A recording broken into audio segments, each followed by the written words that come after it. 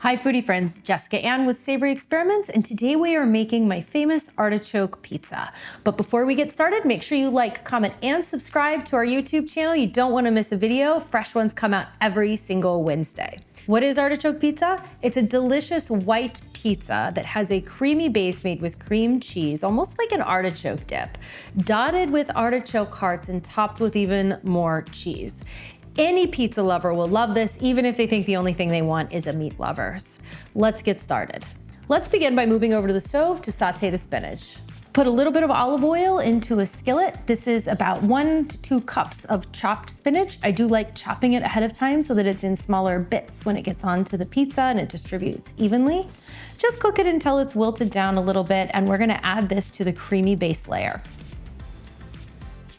Okay, we've got our wilted chopped spinach. I'm putting this right on into a bowl with softened cream cheese. This is 4 ounces, so about half of a brick.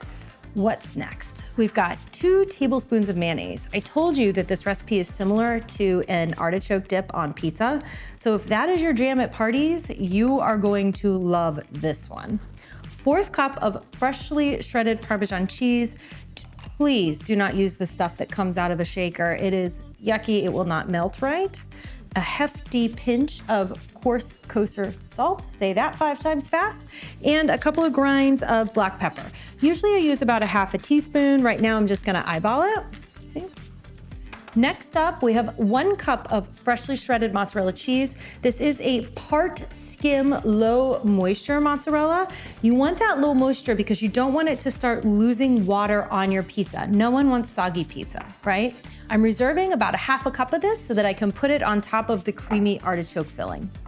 And we have 1 cup of artichoke hearts. These are just drained and out of a can. I'm gonna put the majority of them, probably about 3/4 cup of them, into the bowl here for the filling. The rest of it I'm gonna reserve for putting on top with that fresh mozzarella cheese. And we have 1 teaspoon of garlic powder and 1 teaspoon of onion powder. This topping is flavor packed for sure. Mix it all up, and then we're gonna get started assembling our pizza.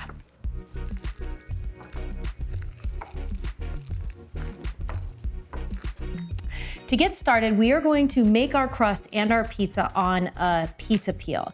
These are great if you are using a pizza stone. The pizza stone really needs to get warm and hot in the oven while it's preheating. You don't want to pull it out, it'll lose all of its warmth if you're gonna assemble right on it. And the crust will start cooking the moment it hits that hot stone. So these are perfect for assembling it, and then with a quick wrist snap, you can get it right onto that pizza stone in the oven, and even put it back on here to cut it so you don't hurt your pizza stone with a pizza cutter. To make sure the dough doesn't stick, I like to use a fine cornmeal. This doesn't have any flavor, and it's like a whole bunch of little balls that it just rolls off right on into the oven on. Next, pizza dough. You can make homemade pizza dough. I am all here for that. We have a great 2-ingredient pizza dough. We call it magic dough on the website. You can do a yeast dough, or you can be lazy like me today and use a canned dough. No one's judging you.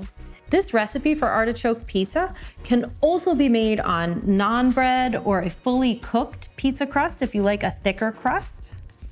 I'm gonna make this into a rectangle just because it's the easiest and then I don't have to roll it out.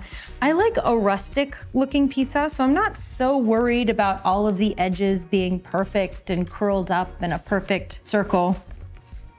When we were in Italy, there were the guys that would flip the pizza, and I tried. I failed. So I'm going to admit my weaknesses and just roll with it, okay?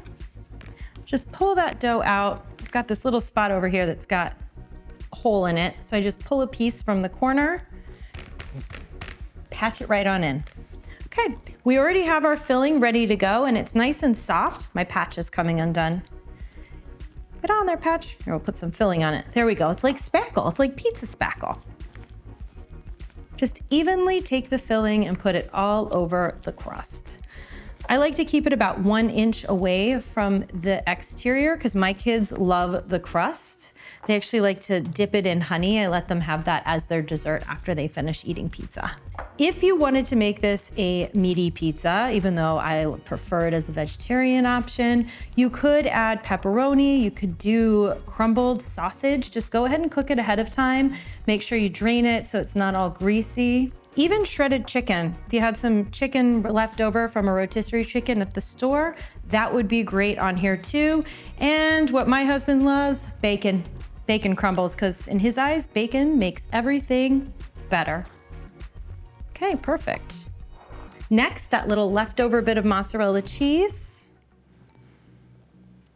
Can never go wrong with too much cheese. And our couple of artichoke hearts. These just make it look pretty.